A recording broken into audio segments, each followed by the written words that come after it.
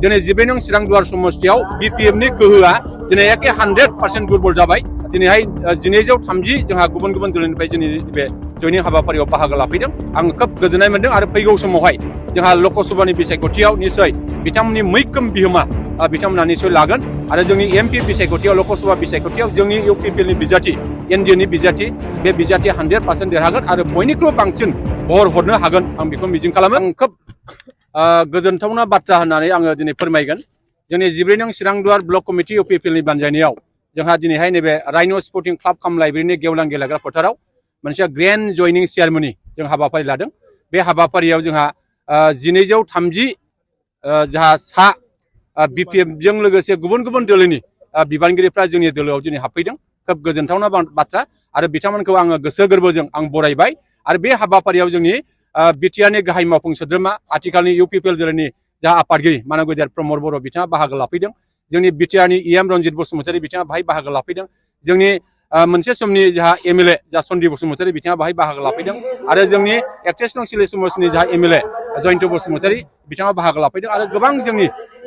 UPPL दोलोनि दैदेनगिरिफोर बिथांमोनहा मैखोमै बाहागो लानानै नैबे हाबाफारिखौ मैखोमै जाफुंसार खालामदों आं बेखौ मिजिं खालामदों आरो आङो दिनैहाय बुंगोन दिनै 14 नं चिरांदुवार समष्टियाव बिपिएफनि गोहोआ दिनै एके 100% दुर्बल जाबाय आं बेखौ बुंगोन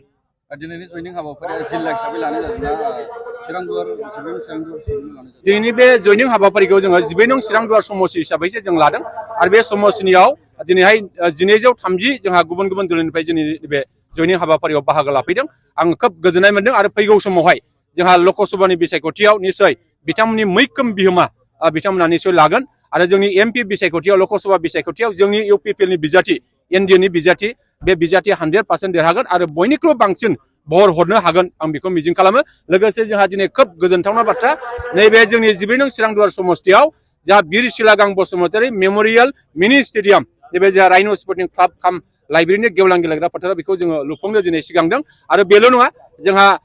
सुजित नार्जारी गोसोखां नब्लां बेखौ जोङो सान्तिपुराव थाबैनो गायसनगोन आरो बेबायदिनो गोबां जोंहा अनुस्थान दिनै जोंनि गेजेराव फैगासिनो दङ जोङो दाखालि नुदों बिनेश्वर ब्रह्म गोसोखां